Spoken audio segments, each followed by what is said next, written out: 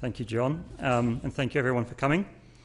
The title of my talk tonight refers to a main thread that's running through the entire talk and most of the material I'm going to talk about, which is the introduction of aspects of Egyptian material culture typically connected with the safe passage through the Egyptian funerary realm, sometimes known as Duat, to Greek sympathetic or feasting contexts. And as a result, I'm going to be dashing about between Greek sanctuaries, the Cyrenaean court, Italian symposia, and Egyptian tombs, but all with a single goal. I want to know more about how the Greeks come to use Egyptian material culture and why they use Egyptian material culture in the Archaic period.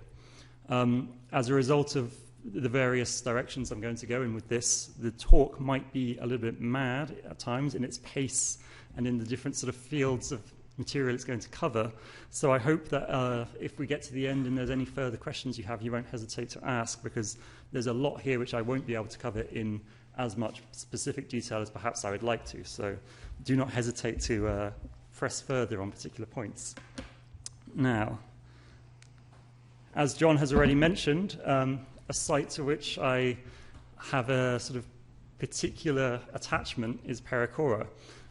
This is where I studied some of the terracottas last year, or I studied some of the terracottas from the site, rather.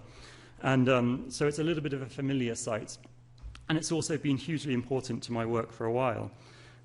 It formed my first case study this evening, because at Perachora, there is a substantial assemblage of what we would call Egyptian and Egyptianizing objects.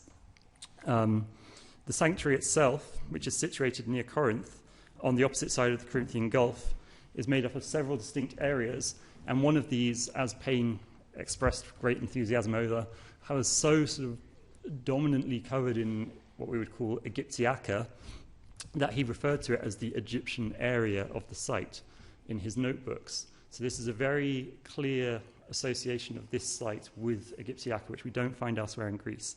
So I'm going to explore perhaps how and why these objects come to be used here.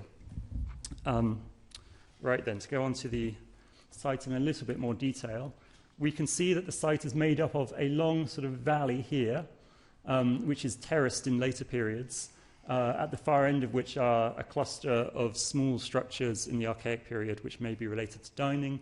And in the harbour area down here, we have a geometric and later an archaic temple. And then after that, there's more construction, which I won't go through all of now because it is of little sort of direct relevance to this talk. The Egyptiaca from this site include several hundred scarab amulets, along with nearly 40 amulets of deities or animals, and further faience beads and flasks. This volume of Egyptiaca is unparalleled on the Greek mainland at any individual site, though richer or similarly large assemblages appear on Rhodes, Samos, and Crete. Even the second largest such assemblage on the Greek mainland, which I'm aware of as being the Archaic, is less than 1/5 the size of that at Perachora. And most places where we find Egyptiaca, we actually only find a handful of objects. So it truly is remarkable in the sheer volume of Egyptiaca we're finding here. The objects appear to have been deposited between the end of the 8th century and the end of the 7th century, but many lack a clear context, and it is remarkably difficult to date scarabs. Despite the fact that they bear the names of kings, these are usually kings who have been deceased for some time. So people have tried to use these as indications of dating, but perhaps it's not the most reliable way to go about things.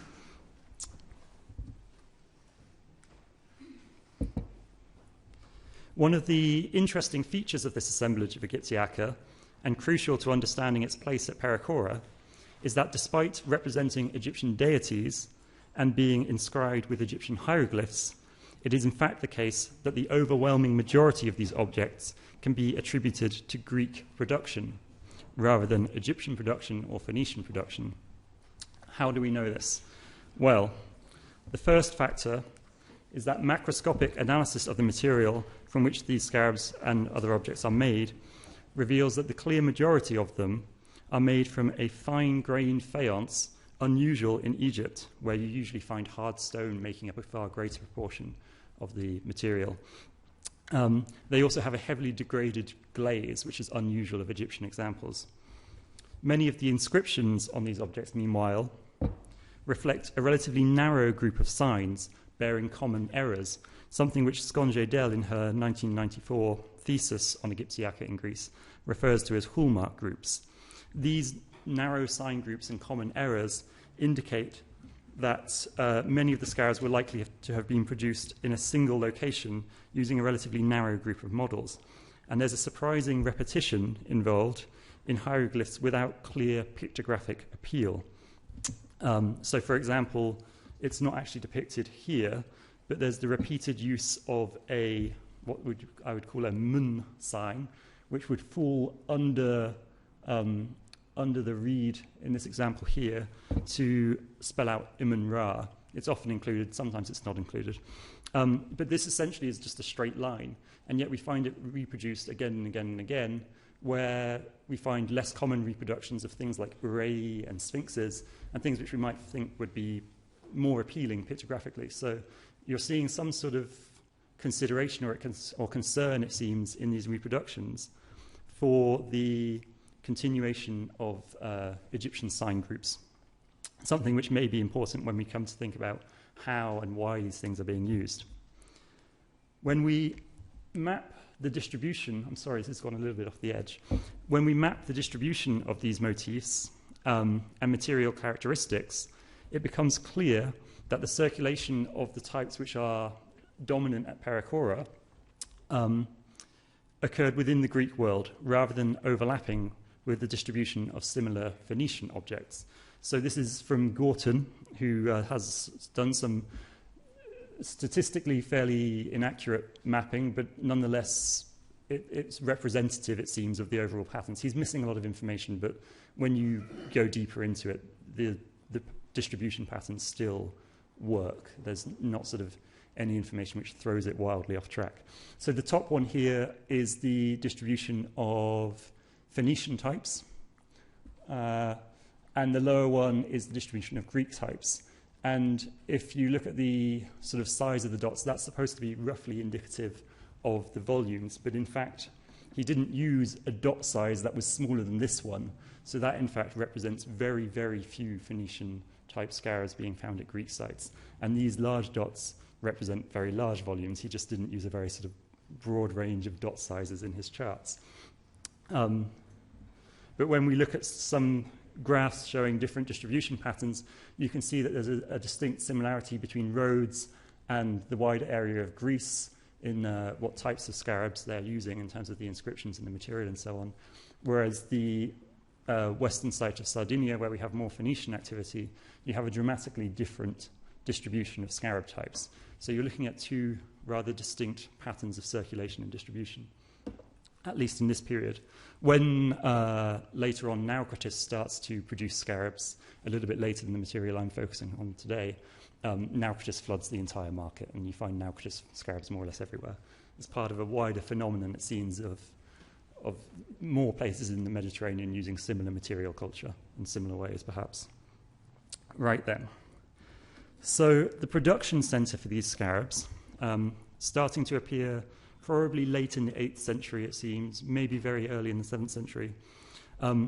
It's been typically located on Rhodes, and this is mostly due to the high number of contemporary scarabs of similar material and design found on the island, as you can see in these charts.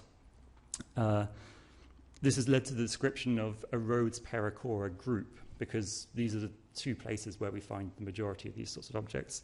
But there is also other evidence. In part, there's the firm evidence for the introduction of faience crafts on Rhodes later in the 7th century, where they start to make faience flasks and so on. And there's also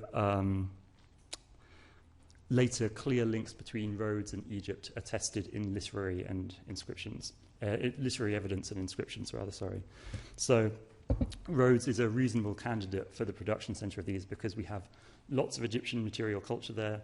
We have lots of evidence for Rhodes being linked up with Egypt very strongly.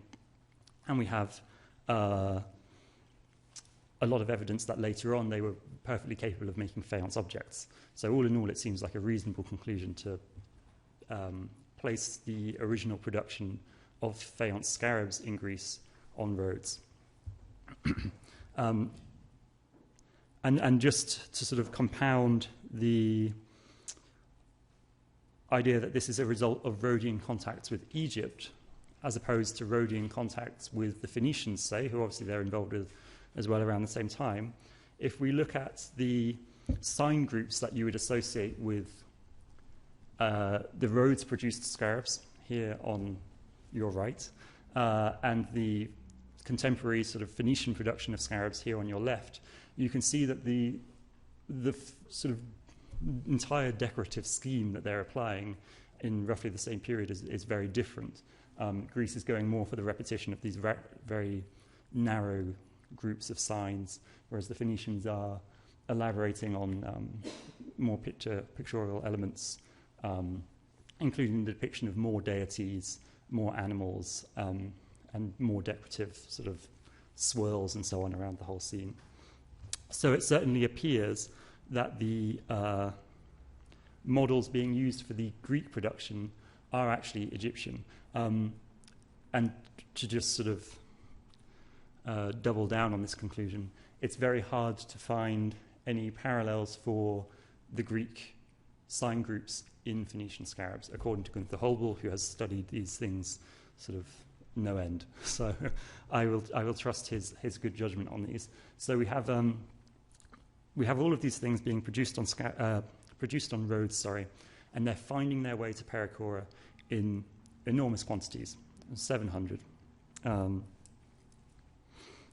So how is this happening? Because the existence of such material on Rhodes makes a certain amount of sense. Rhodes is a site that, as I've just said, is very well connected, and where we have plenty of evidence for different crafts developing different orientalizing styles, and intensive contacts with Egypt. And intense contacts with Egypt, which may actually predate the first sort of formal evidence for them. So we have clear evidence for Rhodian mercenaries in Egypt from the beginning of Psammetichus's reign in the mid-7th century. But in reality, the scale of that phenomena, and also the earlier allusions to Egypt in material culture and literature, indicate that it's very likely that these ties were stretching back quite some way beforehand. Rhodes makes perfect sense, but Perachora makes no sense whatsoever, unfortunately. And there are several reasons for this. The assemblage at Perachora as a whole includes a lot of items which bear orientalizing motifs. Last year, I was here talking about some of the localizing Daedalic styles in the Perachora terracottas. But I could also have been talking about localizing, orientalizing styles in the ivories, where there are a relatively rich collection of ivories, very few of which seem to attest to distant links with other places. There's also no significant evidence in the pottery record for links with East Greece, or indeed anywhere outside of the Peloponnese. As a whole, the sanctuary's assemblage is thoroughly local. And yet here people have come to use around 900 Egyptiaca. It stands out like a sore thumb from the rest of the assemblage. So how and why have they come to use such volumes of Egyptiaca at Perachora? This is the sort of question which I've been mulling over in my head time and time again. Well, there are two major existing approaches to the use of Egyptiaca like scarabs, these relatively small, relatively humble objects in Greece. And these existing approaches ascribe them blanket functions, generally through associating them with a particular group. So one of these groups is sailors, and another group is women. And these are considered to be the two means by which you can explain all Egyptiaca in Greece. And I'll go on to explain further sort of why each of these theories has its own challenges in a moment. But just to more broadly point out a fundamental issue before we get into that, it should be highlighted that no two significant assemblages of Egyptiaca are actually the same. Rhodes has very high volumes of locally produced faience, including a very large number of scarabs, among a rich assemblage of Egyptian-produced objects of various types. There's a wide variety of different object types on Rhodes, everything including stone and stone statues, statuettes, game boards, all sorts of different object varieties. Samos, on the other hand, has a uniquely rich assemblage of bronzes. It's not clear how many the fragments that survive actually represent, but it's clearly a very high number of bronzes compared to other sites. And yet it has relatively few of these scarabs. It only has, I was looking through Virginia Webb's publication of this just a few days ago because it's just come out of the Samos faience, and she listed 10 from the Samian Horion, I believe it was. In any case, significantly less than 700 from a very rich assemblage of Egyptiaca. And then you have Perachora, where there is only a single bronze, many hundreds of scarabs, and a few other faience objects. So collections of Egyptiaca in the Aegean do not necessarily suggest coherent, ongoing, and related practices. Instead, we should understand them as being localized phenomena which are both tied to a specific place and time and at once to a wider phenomena of Egyptian material diffusing through the Mediterranean. We can't just put a stamp cover over all of these objects and all of these sites at the same time and say they're all doing the same thing. In my eyes, this doesn't make any sense because of all the variations. But to go back to these two ideas anyway, which have been dominating. The first of these two ideas, which I want to talk about, is the association of these objects with women, by which people basically mean fertility ritual. There is an association which has been championed by Gunther Holbel that Egyptiaca in Greece are essentially for the purpose of fertility ritual. And he points out two pieces of evidence to support this. The first is the association of the finds of Egyptiaca in burials and the fact that those burials will be of women and children. So the majority of instances where we find, say, a scarab in a grave or a few scarabs in a grave, that grave will belong to either a woman or a child. And the second he highlights is the association of Egyptiaca with cult centers linked to female deities. So we have Perachora, which is associated with Hera. We have Samos, which is again associated with Hera. We have Rhodes, where it's Aphrodite more generally. And those are his most substantial examples.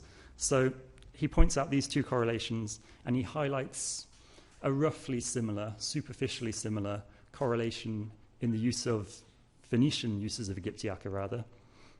And he says, well, it's quite clear what's happened here. The Phoenicians have started to use these things for fertility ritual, and they've passed that belief structure on to the Greeks, and then the Greeks are using these for fertility ritual. And this has later led Baumbach to attribute all of the Egyptiaca at Perachora, of all of their different types, to fertility ritual at that site as well. And there's some issues with this, naturally, because while the basic correlations, rather, are true, they must be qualified by some further considerations. For example, burials of women and children are not only better represented in the archaeological record for the period, but they are also far more likely to include offerings in general, not just of Egyptiaca, but they just have more offerings in them. So it's not necessarily clear that that's a specific correlation. And the second step, obviously, is why have you moved immediately from an object being placed in the burial of a woman or a child to that object being of a fertility purpose, which you can then transpose into a sanctuary setting? There's a couple steps there of logic which I think are you could challenge, certainly. And the second issue comes through with these cult centers, because we can point out that the cult centers do belong to female deities, that's true, but on the other hand, these deities often have characteristics which aren't just about fertility. So, for example, Athena, where we find these things on roads, has mythological associations with seafaring and craftsmanship. In the Odyssey, for example, where she's off helping people make things and helping people get around the seas and so on. Athena also finds parallels in Neith, an Egyptian deity who I'll be talking a bit more about later, and who has many different aspects. So clearly there's a variety of things going on there. A similar story emerges at Samos, where offerings suggest that the cult of Hera on Samos in fact reflected the importance of seafaring to the local community, not simply fertility. So there's offerings of various kinds which seem to encompass a variety of community concerns, not just this one concern because she is a goddess. And similarly at Perachora, so the similar situation at Perachora. So obviously last year I was here talking about these female figurines, of which we have many at Perachora, and you could associate these female figurines with fertility ritual perhaps. And similarly there are other objects which you could attribute to fertility rituals, such as calathoi. But in general, when you're looking at the orientalizing assemblage there, you've got lots of objects of various types which they don't have sort of any strong indication one way or another as to which aspect of a particular deity they might be dedicated in favor of. So it's not entirely clear what's going on at Perachora, and it's been highlighted in the past by Thomas Patrick, whose work I'll come back to in a moment, that there are differences between the pottery types at Perachora and those of contemporary female and child burials. So if there are differences in the material culture in that respect, then if that's how we're explaining the Egyptiaca, perhaps you're running into problems of sort of picking and choosing where you're finding correlations and where you're not. So there's some case for these objects being related to fertility, but it requires a little bit of extra thought. This idea of sailors as well is another one which has come up very commonly, and this is also difficult, even though I think it's one which we have to try to work with in some way or another. The issue with attributing the objects at this site to sailors, well, there are many issues, basically. The existing proposal, which is quite commonly raised for Egyptiaca in Greece, is that sailors go abroad, they find these things, they return them as trinkets to say thank you for a safe voyage. But when we look at the distribution of the objects around the Greek world, they're doing this far more at Perachora than they are anywhere else. And we also have to question whether these should be thought of as being sailors from one particular community, whether we're instead thinking of this as being a sort of sailor religion, where this is universal among all sailors, and whether these sailors are engaging with the local community, or whether they're just passing through, and how we should interpret that in the archaeological record. So at Perachora, for example, if these are just sailors passing through time and time again, or in a few big instances, we would have to question why they're not leaving any other material record at the site other than Egyptiaca. And if it is true that this is happening, what is it that makes Egyptiaca so important to this group of sailors that they would turn up somewhere, just dedicate that out of whatever else they have with them, and then move on? So there are some questions there which we have to answer as well. And I'm going to work through some of the ways in which I've been thinking about these two questions, and also some of the sort of limitations of what we can say about these issues at the moment.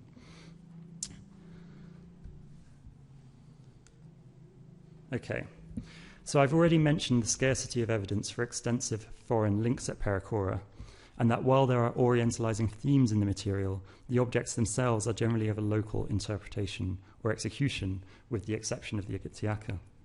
But what else can we find out from the assemblage about the possible use of these objects? Will it lean us towards one conclusion or the other? So this is some of the work that I've been doing here this year, has been to try and interpret these archaeological contexts. Unfortunately, due to the nature of the site, you're not finding sort of fixed assemblages which are sort of constructed and give you a very nice, sort of clear correspondence of object types to one another and so on. Everything's being washed down this valley to a certain extent. Lots of things are being broken and jumbled up. So, for example, the pottery is completely shattered. You're not finding sort of whole objects or anything like this. So it's a bit of a mess, but there are some correlations you can draw. So contemporary to the Egyptiaca, we find pottery, over 99% of which is Proto-Corinthian. So again, it's a local type of pottery. And for the statistical analysis of this pottery, I've often referred to the work of Thomas Patrick, who compared both the publication notes and then he found a sort of undisturbed sample, as it were, to judge the merits of the publication, because the publication of this site had a lot of difficulties resulting from the unfortunate death of Humphrey Payne at such a young age. And this Proto-Corinthian pottery includes many, many, many drinking cups. This is a very substantial body of this material. In the published reports, about 37.6% of these of the pottery is made of these drinking cups, but in actual fact, in sort of closed samples, it's been found to be closer to 50% of the assemblage. And then there are perhaps as many as 25-ish% of the assemblage being oil flasks, but probably rather less. And then after that, the next most common group are sort of storage objects of calathoi and pyxides. Although again, these might represent a slight exaggeration of what was actually found due to their sort of interesting shape and decoration. If we look at the correlation between these pottery types and where the scarabs are found, at least sort of as best we can with the wash of the site and so on down this slope, it's clear that the majority of the scarabs overlap with the high volume of drinking cups in the upper terrace area of the site, where we find evidence for drinking and feasting, including patches of burnt remains and so on, which somehow didn't make it into the excavation reports. Scattered across the site, there are patches of burnt material and bone. So you have drinking, feasting in this upper terrace area, which is where we find the majority of the Egyptiaca. Although the courseware is poorly recorded, it has been noted that there is a very, very high number of drinking cups for the number of mixing or pouring vessels represented. So it appears that perhaps dining was taking place in large groups of diners, or possibly using equipment which was stored in the area and used repeatedly, but with fresh cups. It's also true that there's a very low number of inscribed objects, which could indicate that the cups were either just mass-produced, not thought of perhaps as significant offerings, or they were possibly even not produced for a local commissioning community or so on. From the pottery, at first, it seemed plausible to me that at least some instances of feasting could be carried out by transitory groups of practice, such as sailors passing through the area. While more substantial vessels for mixing and so on were used from the sanctuary store, perhaps these sailors came, picked up sort of these disposable cups, left their scarab tokens behind, and then travelled onwards for whatever reason. And in pursuing this, I've been thinking about whether or not this might reflect instances of contact between East Greek Rhodians, basically, coming through this area on their way to somewhere like Italy, where around the same sort of time as all of these scarabs and so on are being put to the site, you have colonization in Italy, the development of intensive trade links with Italy, and Perachora sits sort of roughly on this route. But at the moment, it's very difficult to sort of to pitch why specifically Perachora would have this material, because even if you say, well, it's happening a lot at Perachora because this is on the way to Italy, where we know the Rhodians are going in the early 7th century. It still seems unlikely that they wouldn't also be going to other places and enacting a similar sort of material culture elsewhere. So it becomes very difficult in any case to argue that there is a specific group which you can attribute this to. And then you run into a sort of perhaps a more fundamental problem, which is that the area of the site which has the dining in, which is this sort of area here of the upper terrace, is not only the area where we find Egyptiaca overlapping with drinking cups, it's also where we find most of the votives associated with the entire sanctuary. The temple down the slope in the harbour, despite having much greater built remains, is in fact much poorer in terms of its deposits and so on. And so in this area we find all of the ivories, we find the terracotta figurines and so on. And so it seems likely that these objects were being stored here, and this isn't simply transitory. This is objects of cult practice are being stored here for some time, especially as I discussed last time, some of these terracotta figurines and so on appear to be made specifically to stand up and be displayed.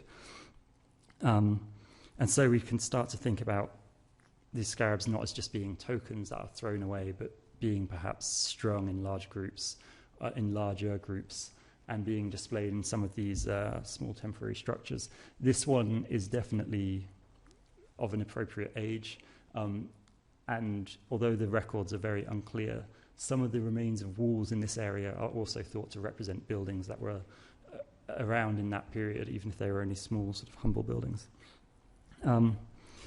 So this idea of sailors really struggles to account for the distribution of material, and also for, well, basically it struggles to account either for the specialness of Perachora, why only Perachora, and it struggles to account for how these objects would come to be used in the same way perhaps as everything that's being used locally.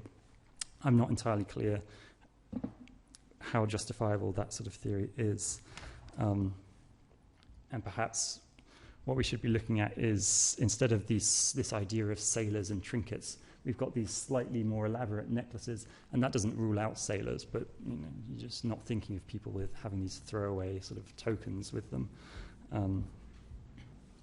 So there are two ways which I want to advance from what is a relatively sticky situation in terms of trying to figure out exactly what you can do with these sort of crude-ish, overarching approaches to Egyptian material. One is what I will be doing very shortly, which is to go into the museum and to measure and compare the inscriptions and so on all of these, and compile a data set with which you can perhaps identify how many instances of import, for example, you might have from different workshops. If you can find correlation between mold sizes and inscriptions being present or missing in particular batches, then perhaps you can start to think about different workshops being represented or something along these lines. And you might be able to move forwards in terms of understanding how these objects are arriving at the site, at least. But the other way forward that I want to explore, really, is also to think about the very beginning of the entire process. Because however these objects arrive at Perachora, they are acquiring meaning first in Rhodes, which is then in some way being translated to Perachora. Whether they're turning up with sailors or whether somebody's selling them as objects related to fertility or something else entirely, just protective amulets of some kind, there is some sort of underlying meaning there that has its roots in Rhodes. And then the next question is, well, how do we understand what the Rhodians may have made of these? And that's where I'm going to jump onto another case study this evening, a second case study. I'll have to do this very quickly. And this case study, for me, has opened up a variety of different ways of thinking about Greek experiences of Egypt, because what I'm becoming increasingly interested in now is trying to examine how it is that such simple tokens could acquire such significant meaning that, for whatever reason, they come to be accumulated in such a large volume in such a specific way. And they have these sort of localized ties with various parts of Greece. So I'm trying to basically access what the first instance is that inspires the Greek world to think, well, I'm going to start to mass produce these objects because they're clearly very important and very marketable and very relevant to our own culture. The way I've gone about this might be somewhat of a surprise, though, because I'm I'm jumping forwards about 100 years, or just over, to the Arkesilas cup, which is a Laconian black figure Helix, which was painted around 560 BC by the Arkesilas painter. He took his name from this cup. The cup was found in a tomb in Volci, or Volci. I'm not entirely sure how I'm pronouncing that, though the exact fine context is not recorded.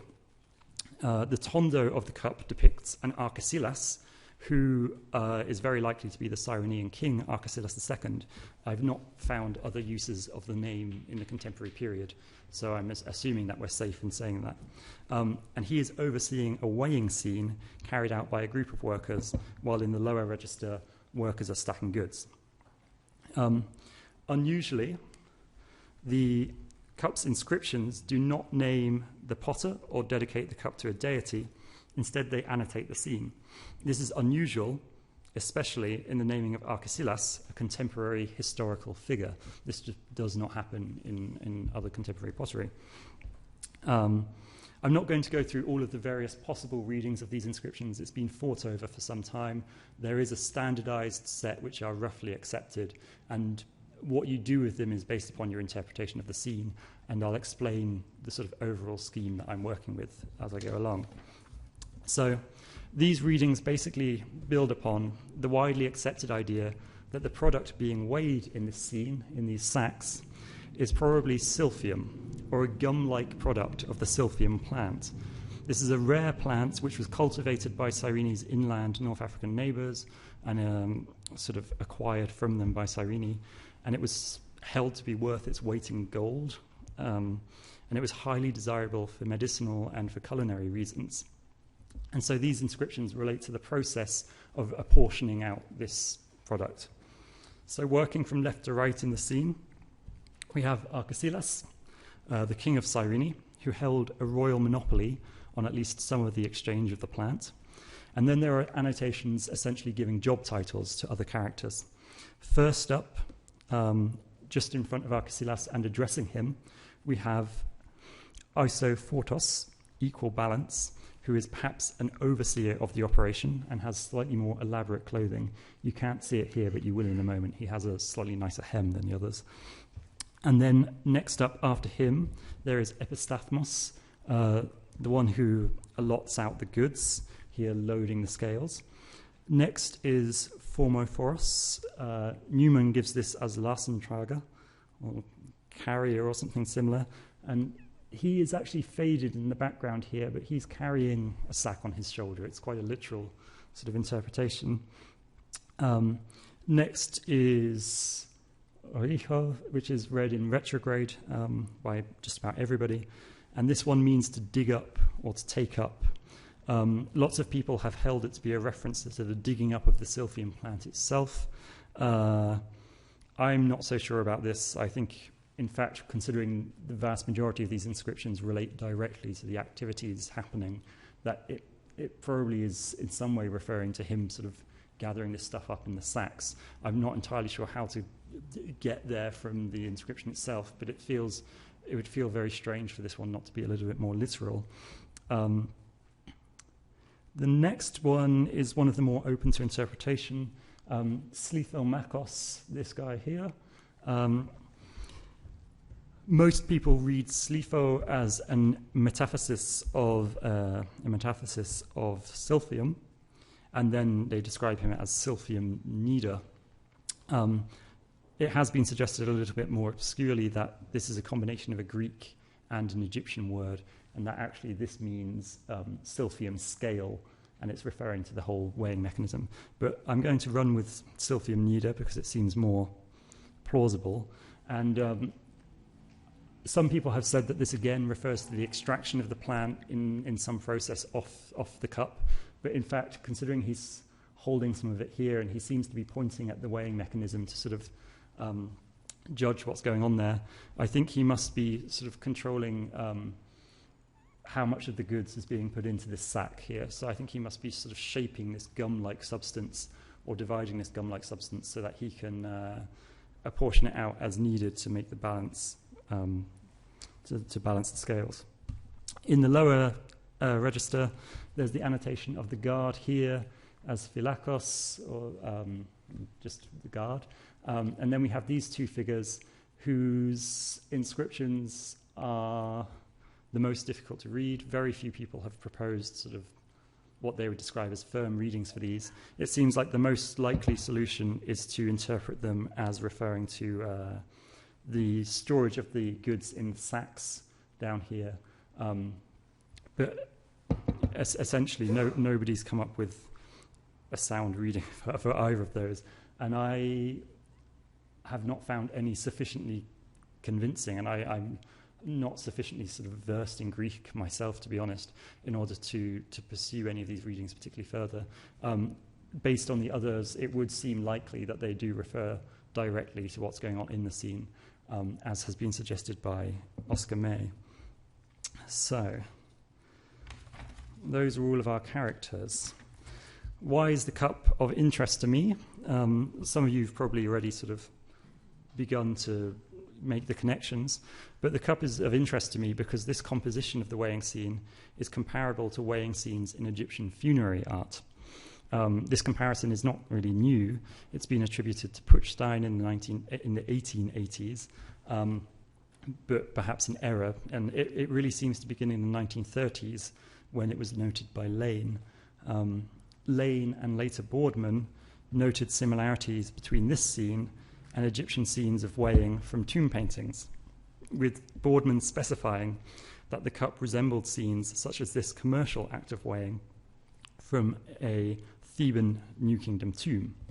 The comparison is interesting not only for the annotation and the use of text and so on, but also for the possible abstraction of the storage spaces here and sort of in the rarely used lower register of the cup.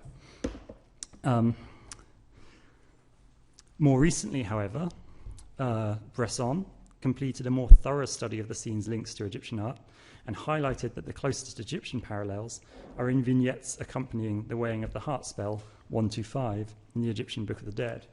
And he used these two New Kingdom papyri to show this sort of happening. These are the papyri of Hunifer and the papyri of Ani. And Schaus also later used these in his discussion of the cup's Egyptian links. I've pictured them here so you can see what sort of they were working with, and I mean the similarities can be found in these scenes, but for my own talk I'm actually going to be using this example here for one reason.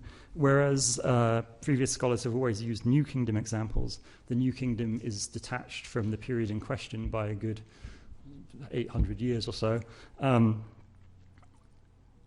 Yep, that's about right. And it's much more convincing, I think, to try and at least use a contemporary example, even if it is still from a Theban tomb. So I've chosen to use this papyrus here, which is the papyrus of Nehemesratawi, and it's from the Turin Egyptian Museum, and it's from the late period. So it's contemporary roughly to the cup. Maybe not exactly, but it's a lot closer certainly than New Kingdom examples. The use of New Kingdom examples does work for reasons which I can't really go into in the talk. It's more the case that previous scholars haven't explained why it would work and haven't really thought about why it would work. They've just used it for similarities. So it's not actually as flawed in execution, or in results rather, as it would seem. It's just the execution has been very flawed. But anyway, this is the example I'm going to be mostly using. So starting with the overall composition of the cup, I'll go back this one. One can note that the two share a large seated figure to one side of a busy weighing scene conducted with large scales.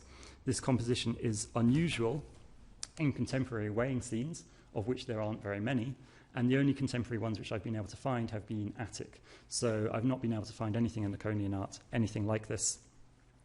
Aside from the subject, the overall structure of the composition with this seated figure and the use of scale and so on is not entirely out of keeping with other scenes of a contemporary period in Laconian vase painting. I haven't annotated all of these because it would take up so much room, but if you've got any questions what any of them are, just ask. In all of these scenes, we see elements which are quite novel, a lot of which perhaps have some links to Laconian art. There's the use of scale, there's the use of monstrous creatures of particular kinds. Some of the compositions seem to allude to Egyptian art or build on models of Egyptian art. But in general, the overall composition of the Arkesilas cup is not a million miles away from some of the principles found elsewhere in the Laconian art at the time. But when you get into the details, it certainly seems that it is based upon the weighing of the heart.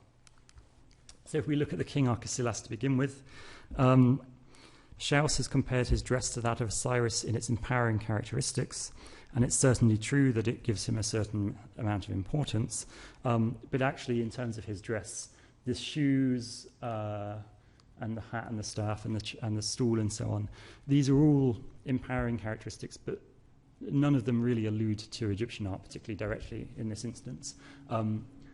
These are characteristics in Laconian vase painting which you would associate with East Greeks or Etruscans. They don't use things like shoes very often in Laconian art, and where they do, it's quite clear that they've not chosen to sort of tie it into an Egyptian theme here. So that particular point is probably moot. But we can point out that he's seated under this sort of canopy structure, and perhaps there's some sort of vague similarity in that. It does get more convincing. So next up, there's the presence of the administrative character, who you can compare to Thoth in the weighing of the heart motifs. He has been called a very close parallel before, partly because people describe this as a stylus, believing that he was literally doing what Thoth is doing here in recording. This actually is just him pointing, it seems. So that comparison isn't entirely valid, but his positioning and the fact that he addresses the king directly and that he's dressed slightly differently seems to imply that he has this sort of scribal role similar to Thoth. Next up, we have this character here who points up towards the center of the weighing mechanism and indicates whether or not it's level, it seems. This can be compared to the figure of Horus here, who is holding on to the plumb line. In reality, in the Greek scenes, you don't usually find a plumb line, so this pointing act sort of loses some of its relevance, and it's not entirely clear what he's doing. There are some of these strings here which you don't find in other instances of weighing, and it's perhaps the case that the artist has tried to keep some of an overall composition without sort of adding too many elements to the Greek weighing mechanism.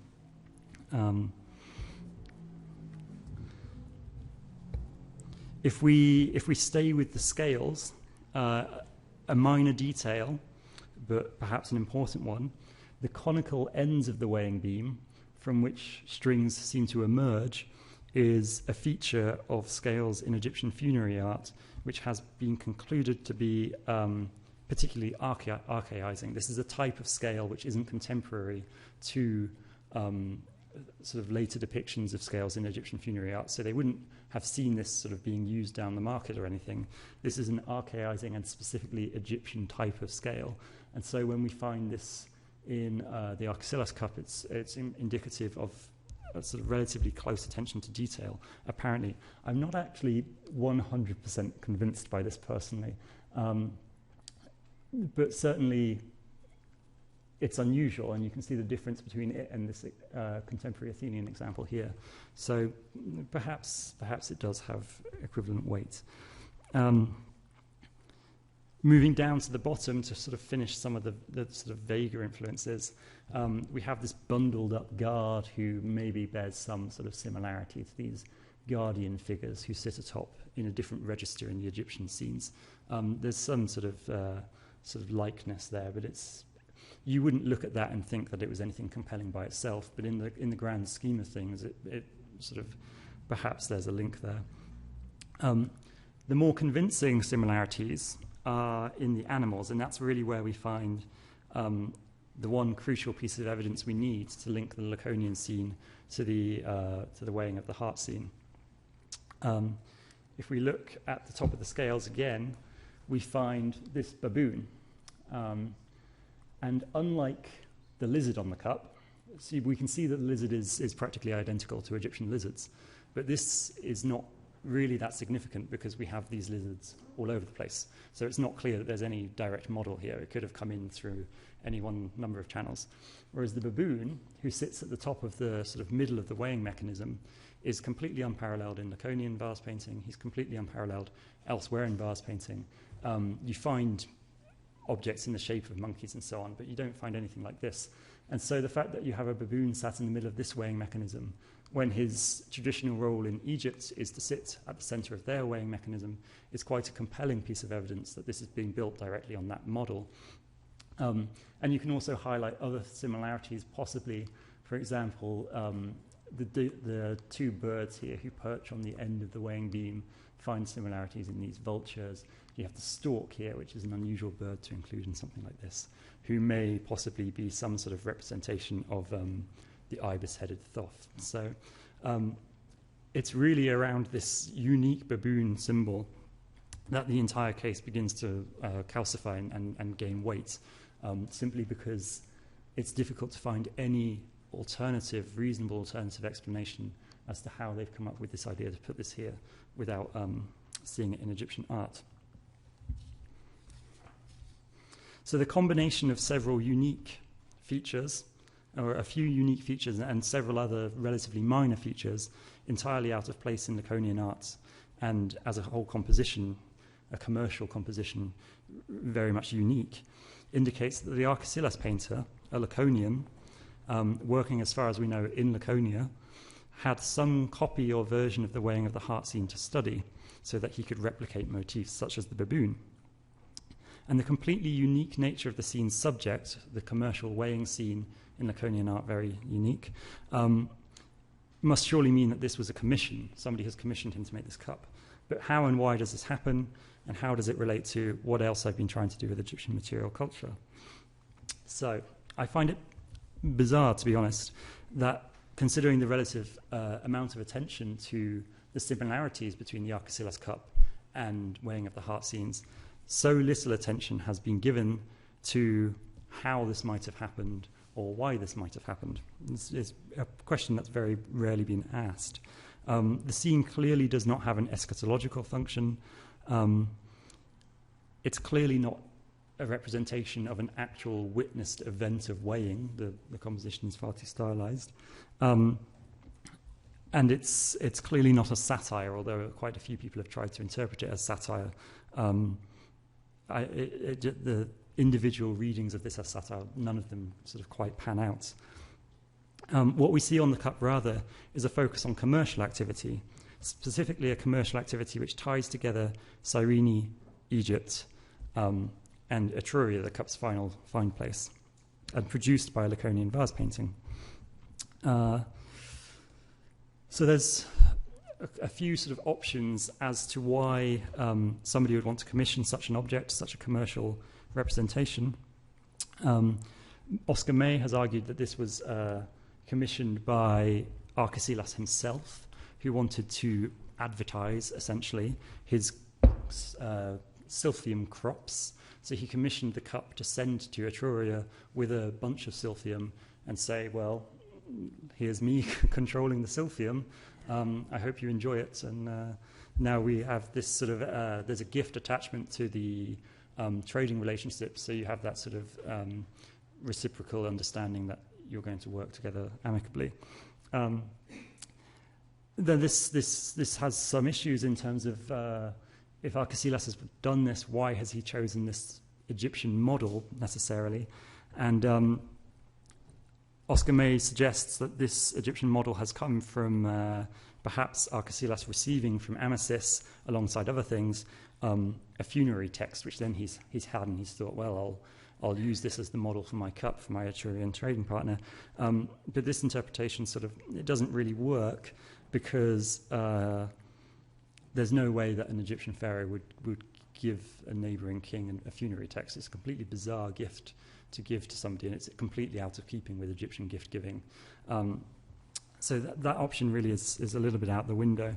It makes far more sense if we're looking for a context of exchange where all of these various elements would come together, that we would look at Naucratis. Jonster has argued that the high number of coins bearing Cyrene's Silphium motif found at Naucratis and their relative scarcity elsewhere would demonstrate that a major output for Cyrenaean trade in, well, products, but obviously including their dominant one, Silphium, would be the trading centre at Naucratis, where we can also obviously attest to these Greek interactions with Egyptian material culture. It's a reasonable conclusion, and I would propose, on the basis of where the cup ends up, where it's produced, and the various motifs involved, that perhaps one of the most plausible readings for the cup of many is that it was acquired, or it was commissioned rather, by an East Greek trader, such as a Milesian or a Samian, or one of these communities where we know they're commissioning a lot of Laconian pottery, a lot of painted Laconian pottery, and where they are also operating through Naucratis and in Italy. So it was commissioned by one of these East Greek traders to give to a colleague, a trading partner in Etruria, in order to develop a pragmatic trading relationship with a local elite or trader. They incorporated Egyptian elements which would not only demonstrate the extent and the exotic environments which the trading relationship involved, so it demonstrated sort of the reach of their trading relationship, but also for the elite sympotic context, the allusions to Cyrene and to Naucratis, or to Egypt rather, on the cup, they convey an extravagant biography for a product which we should remember likely made its way onto the table of the cup's eventual owner.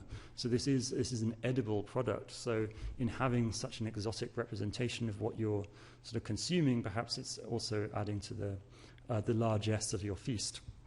And we shouldn't assume that the sort of Egyptian elements may have been lost on the Etruscans.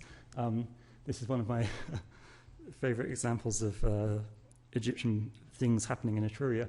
This is a jackal-headed human-bodied being on a shrine. It's a locally painted, but perhaps by a Greek painter, so a locally produced rather vase in Etruria, perhaps painted at Volci, and it represents a deity or a demon perhaps who is quite distinct from other representations of sort of part human, part animal characters I've found in Etrurian art, or Etruscan art, sorry.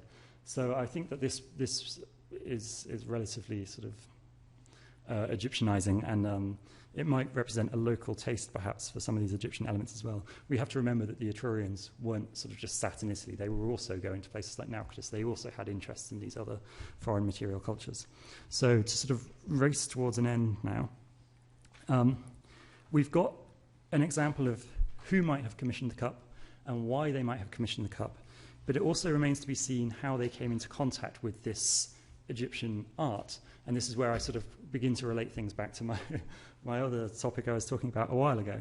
Because this issue of contact is often taken for granted. We think, well, they're in the same place, these contacts, we don't need to think too much beyond that. It's something which is repeated time and time again. And this is how you end up with examples like New Kingdom papyri being used to explain the similarities between two different cultures. So there are two options when we talk about contact, really.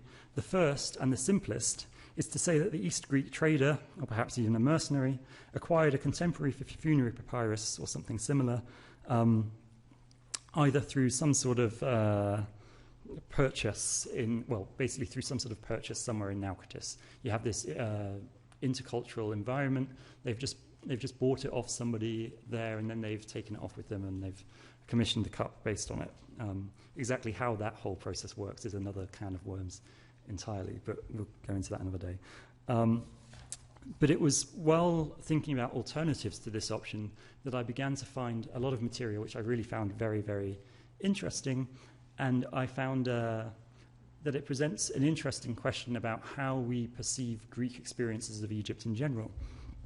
So if we don't have this sort of object being bought at Naucratis, where else might our East Greek sort of community have encountered such motifs?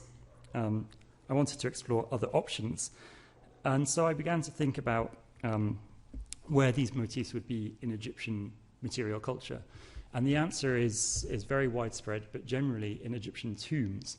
And in the late period, where all of these contacts were perhaps happening.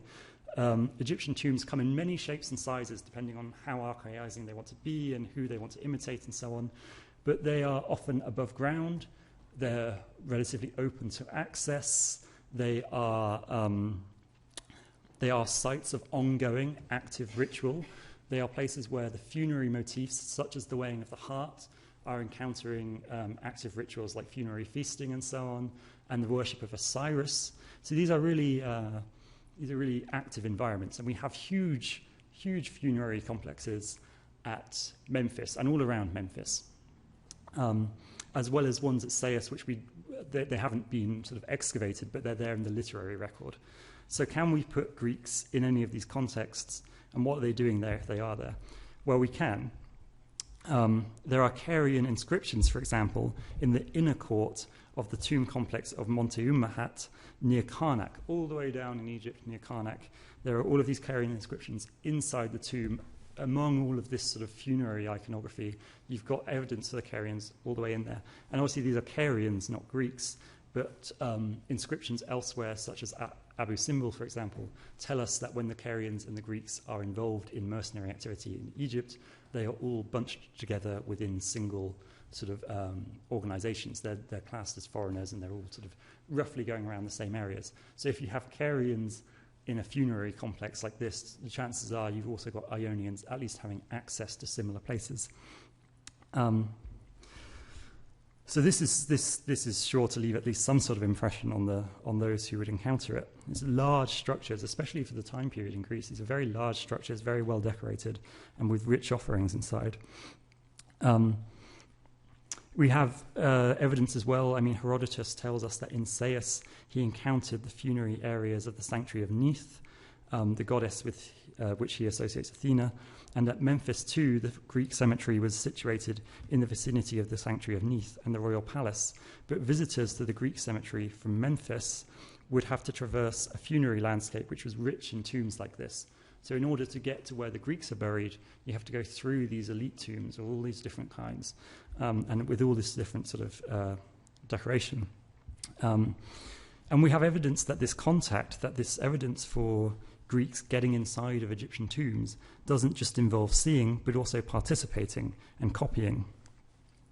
Crudely carved Greek and Carian funerary stelae from Saqqara bear Egyptian motifs, including Assyrian iconography, and we find a sherd of Aegean amphora, admittedly somewhat questionably dated to the late period, but it is dated to the late period, in the middle of late period burial goods and debris in a looted New Kingdom tomb of Ramose at Memphis. So somebody appears to have gone to this tomb. If you look at where the register is, they've had this sherd and they've sketched this down. This isn't part of a scene which has then been broken. They've sketched this on something already broken by the looks of it, and then they've discarded it as they've moved on. So we have people in these contexts actively engaging with Egyptian funerary art. And the picture that you get from this is that the substantial population of Greek mercenaries and traders and so on in Egypt, following the relative chaos of the early 6th century transition from the pharaoh Apries to Amasis, these people were accessing tombs, perhaps, presumably, sometimes on good terms, as is shown by the cultural interactions, but probably also as looters, taking stuff out, taking papyri out, stealing bits of art, bits of objects, and so on. So we've got them engaging in these rich funerary environments. So we don't just pluck New Kingdom papyri out of the British Museum collections and say, these are similar to these. We have an actual, a tangible line of evidence for examples where these sorts of interactions might happen. And in doing so, I think we can start to have some better understanding of how the unusual Arkesilas cup came to be, and also of perhaps we begin to get a sense of Greek visitors to Egypt engaging in different amuletic environments. And the reason I've been so keen to think about this in relation to my earlier material is because a lot of the amuletic culture of these Egyptian burials revolves around the use of amulets such as scarabs and so on. And so when we're thinking about how and why Egyptian amulets might have acquired such importance in Greek sanctuary contexts, we should start thinking about the convergence in contemporary Egypt of funerary and temple spheres in Egypt, and about how Greek visitors to Egypt would be perceiving these two spaces as essentially combined and extensions of one another, presumably. And so I think when I come to look at these objects over the coming sort of course of time while I'm examining them in the museum, I'm always going to have in the back of my mind this question of how a Greek experience of Egypt might be informed by what you're seeing there, the sorts of rituals which you're witnessing, the sorts of places you're getting yourself into, and what's painted on the walls and what material culture is around you, and how this material culture might inform the impression which you develop of these, and how we can perhaps start to explain this unique attraction to scarabs and other amuletic objects in the period basically of intense mercenary activity in Egypt. Thank you.